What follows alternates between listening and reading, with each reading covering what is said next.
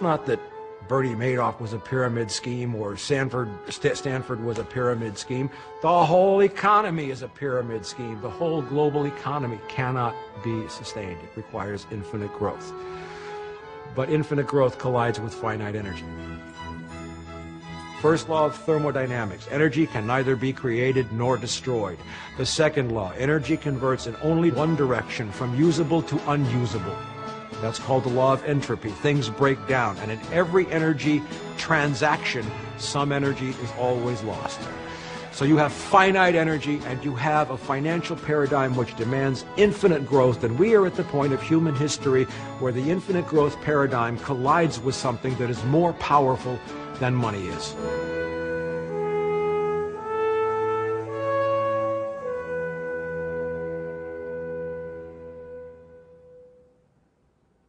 By 2006, I knew that the collapse was very imminent, that there would be a major implosion of the U.S. economy. I actually missed it by about a year, maybe a little bit more. I thought it was going to happen sooner, but it happened. And now that it is happening, these pieces are falling exactly as if everything else we had written, said, done, all the peak oil activists, all the sustainability advocates, our map was proving deadly accurate.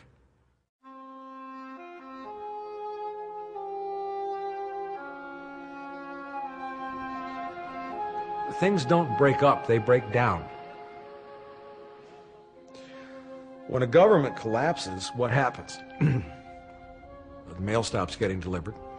Air traffic controllers don't get paid, so they don't go to work, which means planes don't fly. Bridges and highway inspections don't get made. Food and Drug Administration inspections don't get made. Maintenance is going to be defrayed. Law enforcement stops working. I mean, it's no secret now. You see the headlines every day. California's bankrupt, Michigan's bankrupt, Ohio's. They're shutting down services left and right. There are tent cities springing up all over the country. There are homeless, displaced people. A great many billionaires, who we would call the elites, a great many very, very wealthy people, are getting crashed, burned, and eaten alive. What you don't hear is the fact that all over the world economies are collapsing much faster than the U.S. economy. Britain is an absolute basket case. There is a curtain of despair descending across Eastern Europe. There's a revolution underway in Greece. It's not riots, it's not civil unrest, it's a revolution. Drug violence right across the border in Mexico. This is all part of the collapse. Pakistan, Afghanistan, there's lots of violence. The people who have run the planet to this point and who are running the planet now are losing control.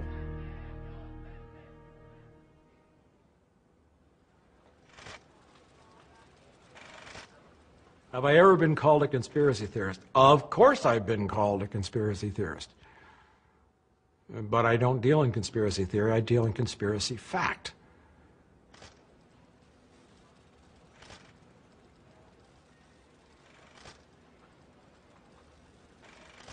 You know, somebody once said to me a long time ago, and this was probably back in '84, "Climb down off the cross, asshole, we need the lumber." I am not a messiah. I am not responsible for saving anybody. The only person I'm responsible for saving is me. What I see now is the end of a paradigm that is as cataclysmic as the asteroid event that killed almost all the life on the earth, and certainly the dinosaurs. Now, the dinosaurs were kings of their paradigm. And a paradigm is what you think about something before you think about it.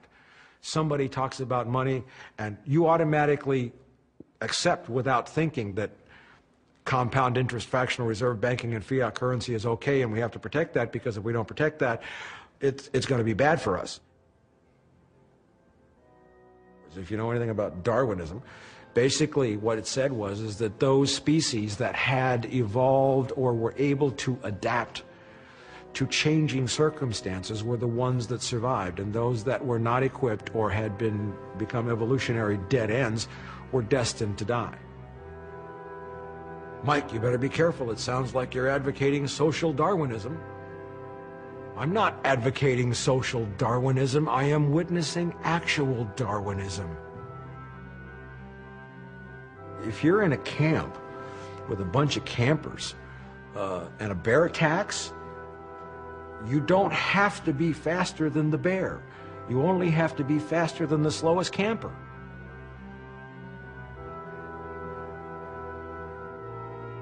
There is one and only one graph image that I have used, and I would guess 60 to 70 lectures in 8 countries, and that's a graph of human population. And if one looks at that graph, what you see is human population roughly stable at around 1 billion people or so, maybe a little bit more, at around the time of Christ, and it stays pretty stable until we get to the bubonic. It starts to rise some as some primitive technology emerge, but then you get to the bubonic plague, there's a little dip. Then after the bubonic plague, you begin the start of what we would call the Renaissance and the early stages of the Industrial Revolution, the discovery of steam. The population starts to go like this. The introduction of coal, the population starts to go like this. But around 1900, around the turn of the 20th century, what you see as oil became ubiquitous was that the population went like this. And it goes up to 6.5 billion people. We may be at 7 billion people by the time anyone sees this interview. All of those people exist on this planet only because of oil. That's it. So it's axiomatic that if you take the oil away, the population must go away also. In all of science, in all of biology, there is no case where any population, be it bacteria in a petri dish or caribou in an Arctic island, runs into a set of favorable circumstances and goes to that point without an immediate crash down. It's a law. It's a law as fundamental as gravity. It's a law as fundamental as thermodynamics. And if one thinks about it, it might also be viewed as true of the stock market or the financial markets, which go like this. And when they go like this, they automatically go like this. That's the history of every bubble.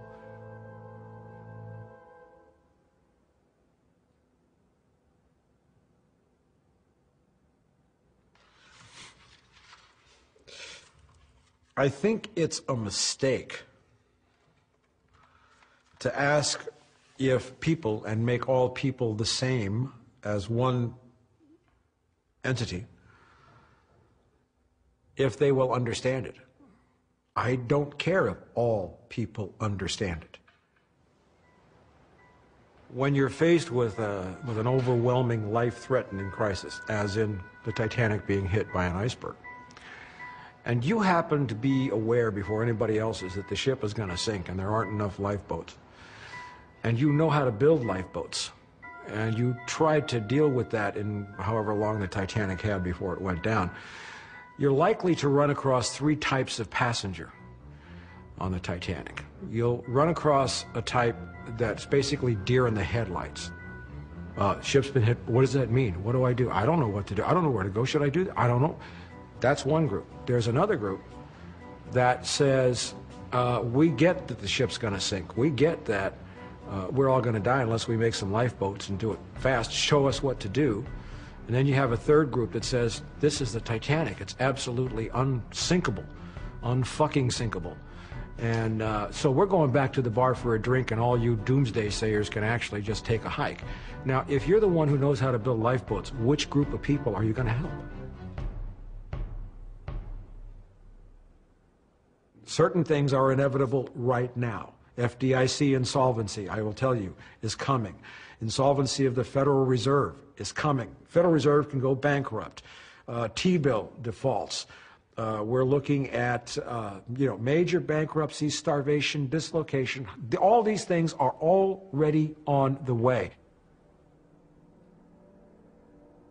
Everything is going to break down differently in different places. The best that I can do is give you some ideas of some markers that are going to come. The bumpy plateau has been described by peak oil activists and researchers for many, many years, and it's actually happening. Basically, you come up the growth curve of oil prices, and the oil prices go up until you start running out of oil, then what happens is you have to destroy demand, which is what's happening with this collapse. Demand gets destroyed, the price of oil drops, but as you start a recovery, you start back up again and you collide again with the finite oil and the rising energy prices, which shuts everything down again. This is the bumpy plateau. I think it's fairly certain that the mortal blow to human industrialized civilization will happen when oil prices spike again and nobody can afford to buy that oil, and everything will just shut down. The collapse must happen fast in order to leave infrastructure standing. We've all heard the stories about infrastructure, you know, the sewers and the bridges and the roads and all that. Well, the point is that as economic collapse continues or accelerates, those structures will fall into more and more disrepair.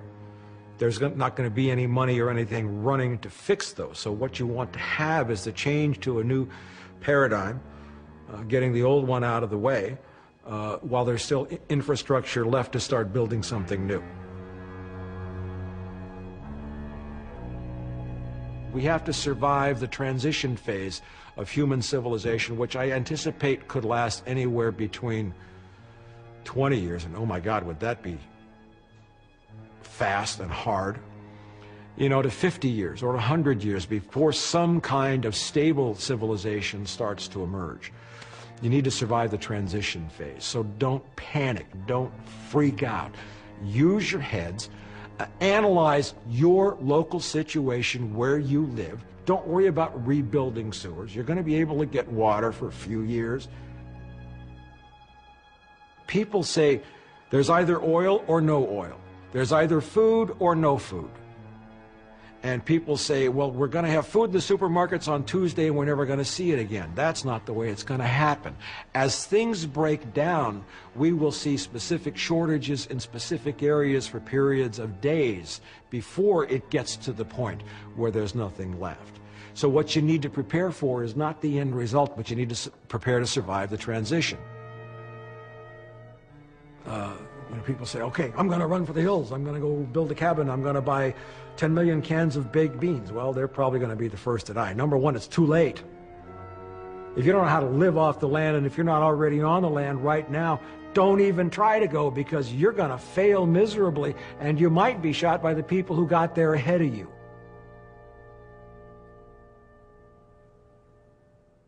You know, the one factor that you're not including in some of this is just sort of discounting human ingenuity or our ability to sort of problem solve. Because my father was an Air Force aviator, combat veteran, he was very much trained in a military style of decision-making and analysis where it's motivated by life and death decisions, where you are trained how to think critically and respond critically in response to emergency. So I was trained at an early age in the skill of critical thinking. And maybe I have a gift for it too. I believe there are some people who have a gift for critical thinking. And my own experience on the streets in South Central Los Angeles as a cop, there were quick decisions, sometimes decisions which changed people's lives or could end people's lives. And it gave me an ability to respond and think, to separate the ice cream from the bullshit. Probably one of the biggest impediments I removed to critical thinking was I stopped taking mainstream media seriously a long time ago. All right. But we were talking about human ingenuity.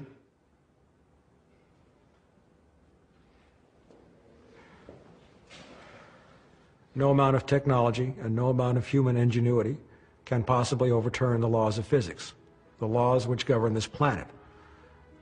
Those are intractable, immutable, real, and science has never been able to do that. Man's great arrogance, I believe, and one for which he's paying a price now, is to believe that mankind really could become God and even turn over and upset and revoke somehow the laws of the universe. I am a great advocate of buying and owning physical gold, not paper gold. You buy gold, you own it. When hyperinflation occurs after deflation here and all these trillions of dollars come back and we are wheeling wheelbarrows of $1,000 bills to buy a loaf of bread, the only thing people will accept for goods is going to be gold. Do whatever you can to re-insulate your house if you need to. If you have a house, if you have soil, you immediately get it off petrochemicals and start learning how to restore it. What I do in the yard where I'm renting, I'm mixing barbecue and wood ash, and then I go out and pee on everything, because then you get the root elements of ammonium nitrate that starts to bring the soil back. If you are dependent upon a cell phone, get a landline. All of the telecommunications companies that operate the satellites, the cell towers, the fiber optic cables, and all this stuff that makes your wonderful cell phone work are cutting back on maintenance as the stock market collapses, and we're going to see failures in cell phone service. A landline is a redundancy that can help you.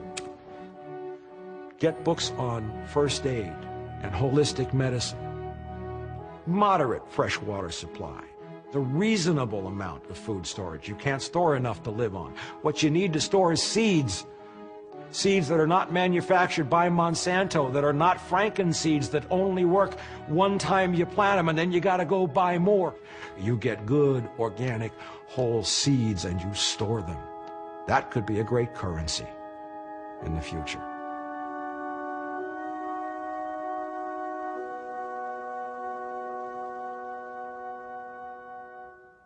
Unlike the Great Depression, this is a vastly different scenario. We do not have infinite resources left to be tapped. We don't have lots of land. We're at peak everything, all the commodities, everything else. And what they had in the 1930s that my grandparents told me about was the ability to grow food right where they live. And local food production is perhaps the most fundamental key to human survival in the collapse of industrialized civilization.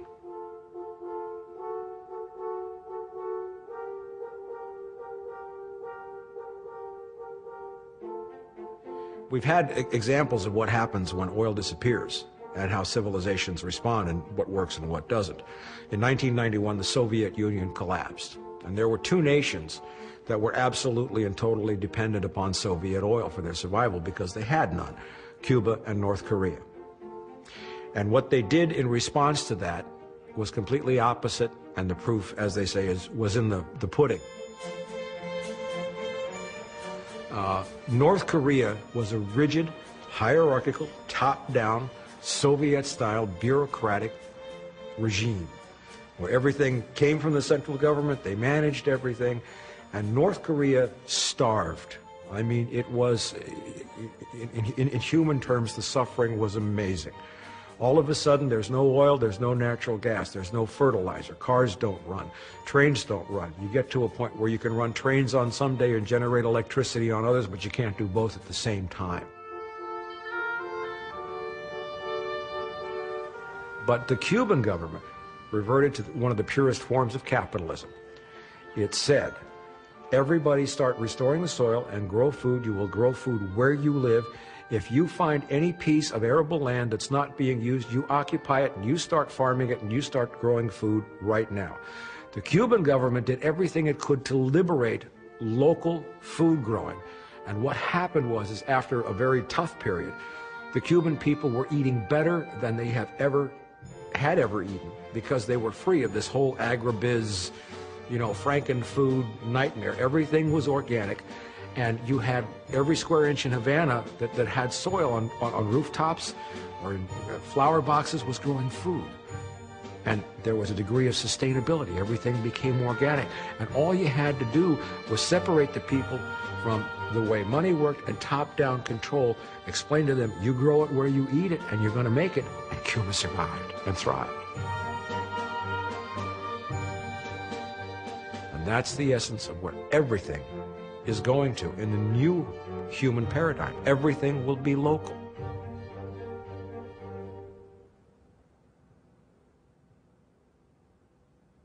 Jack London was one of my favorite writers and wrote about animals a lot. Well, one thing you know about animals is that they all want to go home when they know that they're going to face death. They don't want to be in their tribe or their pack or whatever it is. They want to be on familiar ground. It's a natural animal instinct. In Dubai, the economic crash has hit so hard that Indians who were living and working in Dubai lost their jobs, and they just drove to the Dubai airport and abandoned their cars. And there was a story talking about all the cars that were abandoned as these Indians caught a one-way ticket home to go home. And it's happening in Britain too. You have lots of Poles and Eastern Europeans who were the latecomers into EU fleeing Britain to go home. Now, in some areas, and certainly in the Southern California basin with 13, 14 million people and a 4-day food supply, it's clear that people are going to migrate out of this area because it's not sustainable. We get most of our water from Northern California. That's a problem. We get a lot of our electricity from Hoover Dam out in Las Vegas. Phoenix, for God's sake, Las Vegas. Those people have to worry about where to go, and community is what will save us. You're going to have to do it in conjunction with your neighbors and your family and the people around you. You will fail as a rugged individual. You will survive as a member of a tribe or a family. I have emotion about this. I'm losing it.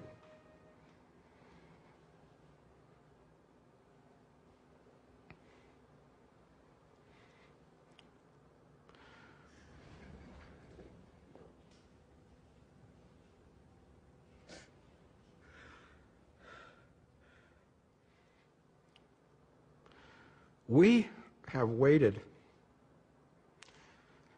for so long for somebody to listen to us.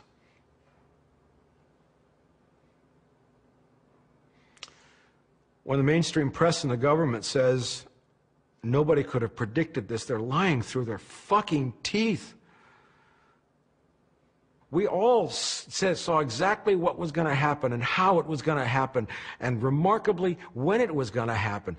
None of us expected the collapse to be as severe as it's proving to be or as fast as it's proving to be. But we've been screaming for years, and we've been watching everything we said come to pass, and we have felt so angry.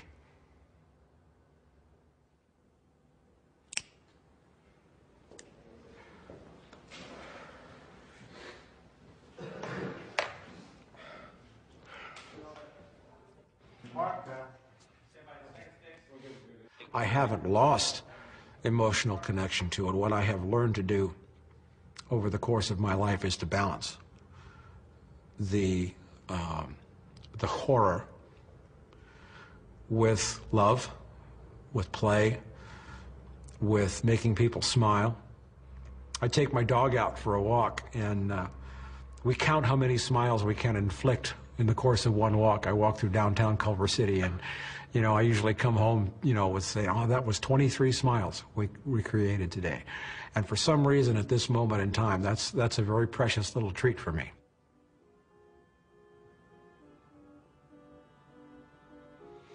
There was a psychiatrist, Elizabeth Kubler-Ross, who talked about the 5 stages of grief.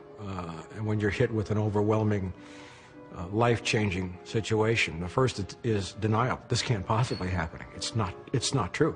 No, it's not happening. And you stay in denial, and you fight to stay in denial. Then comes anger. I really believe that mankind is now entering just barely. It has just barely crossed the threshold of the anger phase.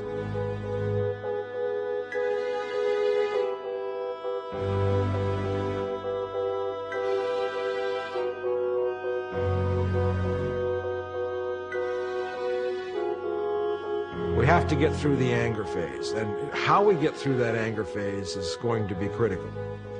The way we're going under current government and monetary rule, the only kind of anger that's going to be produced is the destructive kind, born of absolute frustration and bitterness, that nothing that's being sold to us as being a solution is making us feel any goddamn better.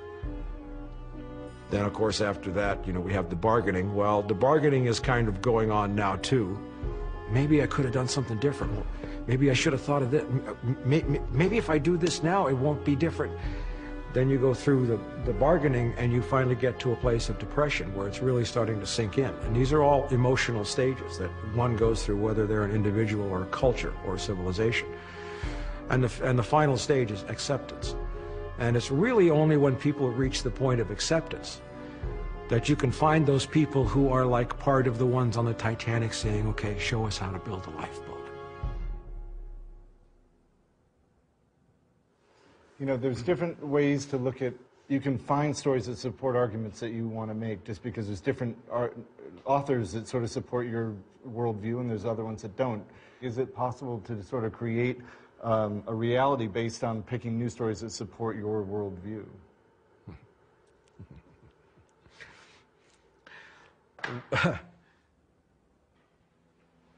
I don't do debates anymore. And the reason why I don't do debates anymore is because I don't have to.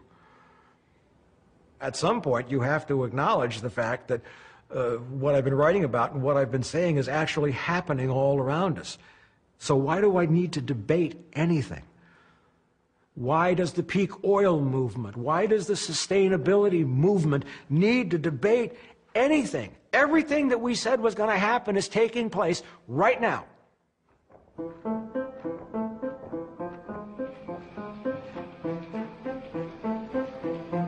Every aspect of human existence is on the table. As far as political parties go, they're all anachronisms. They're all products of centuries gone by. The human race now is only going to be concerned not with an ideology, but what allows them to survive. Capitalism, socialism, and communism are all terms that need to be tossed in the trash can immediately because all of them were created on the assumption of infinite resources.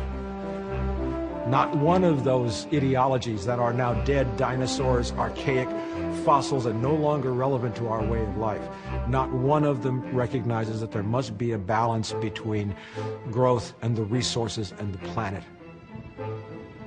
So forget the idea that you can have as much as you want, because until mankind surrenders to the fact that it lives on a finite planet and it must have balance with that planet, with the planet's resources, with the animal life and all the other life, there can be no happiness for anything. Anything. It's all about getting balance back. And who sold me the idea that it was my destiny to grow? Nothing grows forever. There's no such thing as infinite growth. It's not possible. Look around at everything you see around you that's living. There is a cycle. Birth, growth, maturation, decline, and death. The challenge being faced by the human race now is either evolve or perish, either grow up or die. God doesn't care. God's not going to play babysitter for us. The challenge is either you grow up and mature, change your minds in the way you think, or you're going to perish. Everything's on the table now. God is on the table. Every religion in the world is on the table now. They'll all be measured as standards by this is reality and this is what the religion says. And every religion in the world is going to be under huge microscope. This is going to be the greatest age of evolution in human thinking that's ever taken place. You walk towards your fear, you embrace your fear, you don't try to hedge it. That a part of real living as a human being, as a spiritual being, is to embrace and encompass your fear, your love, and not run away from anything, because that's the life experience. And it's in that richness that I think we find the most beautiful art, the most beautiful music. We find the richness of what the human soul can offer. And I see all that richness buried under such bullshit.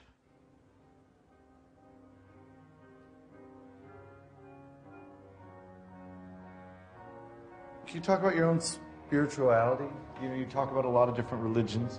How do you define your own spirituality? I quote a Christian Saint Timothy, and I find it to be true what he said, that the love of money is the root of all evil. That's the end result of my spiritual, intellectual quest. It is the end, it is the fundamental truth that I have verified through 3 decades of empirical, investigative, legal, academic research. trying to answer some fundamental questions about human existence and why we behave the way we do, why we think the way we do, why we act the way we do. The love of money is the root of all evil, and it is the love of money which has the potential to exterminate, to render extinct the entire human race.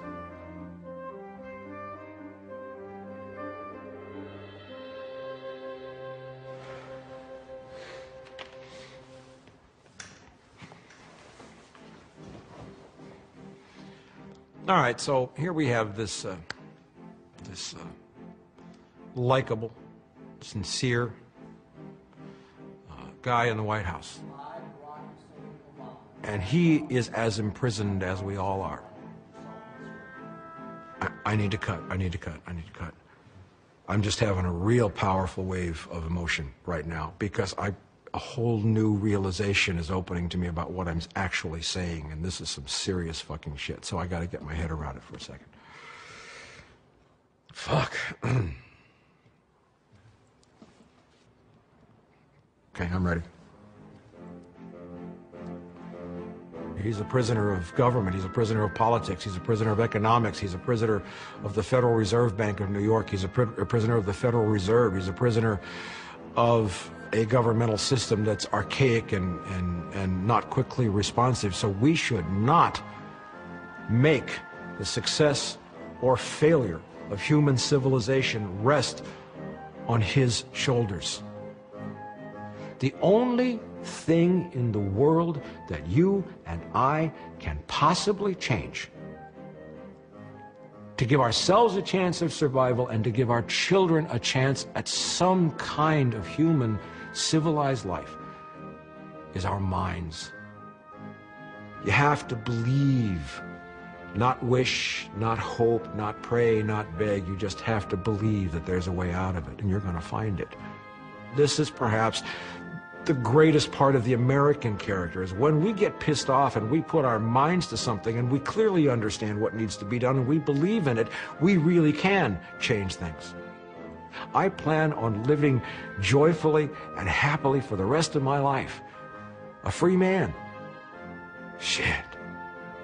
How can you possibly say there's no hope? Just change your mind and see what we see. Stop thinking like dinosaurs. So do you feel that the work that you do, you're just going to do it regardless of what the possible consequences are? And it just would be so much easier to have walked away.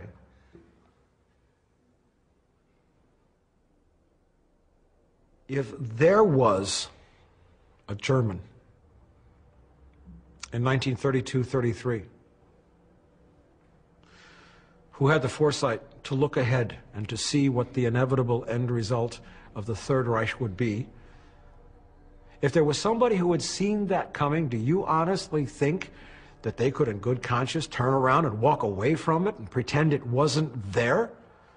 When every passing day, from the first election of Adolf Hitler as Chancellor in 1933 to Kristallnacht, to the Night of the Long Knives, to Anschluss, the occupation of Austria, to Sudetenland, Poland, as all of those things happened that were right on the map, how do you think that person would have felt? Do you think that person could have walked away? We are all collectively, as a species, responsible for what may be the greatest preventable Holocaust in the history of planet Earth, our own suicide. How do you walk away from that?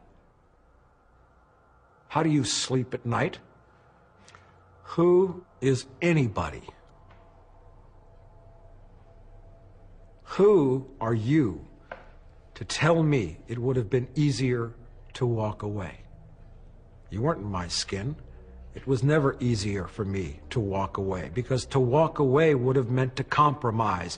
To walk away would have meant selling out.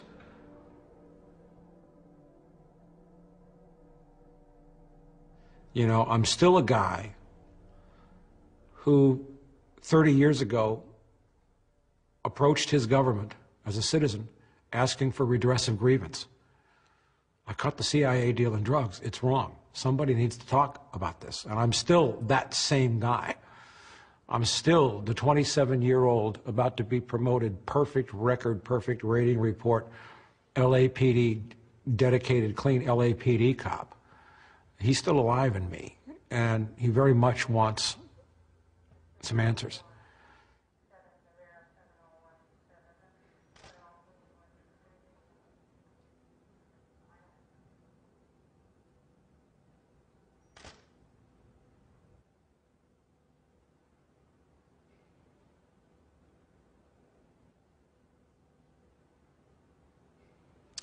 There is a legend or a fable that really speaks to my life about the 100th monkey.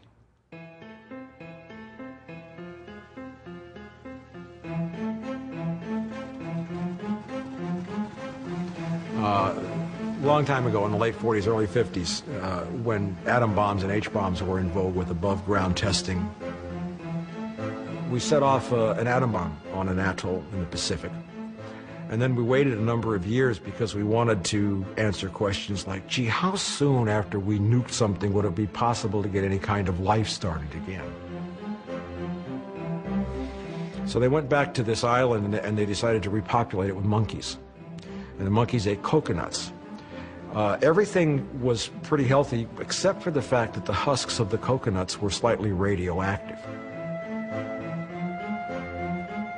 So the scientists took 10 monkeys or so and taught them to wash the coconuts in the fresh water stream on the island before they cracked them open and turned the whole thing loose to see what would happen. Well, you know, pretty soon maybe 12 monkeys out of a population of 10,000 were washing their coconuts, and then 20, and then 47. But a funny thing happened. As soon as the 100th monkey started washing his coconut husk, all 10,000 started washing simultaneously. I guess one way that I have always looked at my life, especially since I clearly understood what this issue was in late 2001, is this is my quest for the 100th monkey.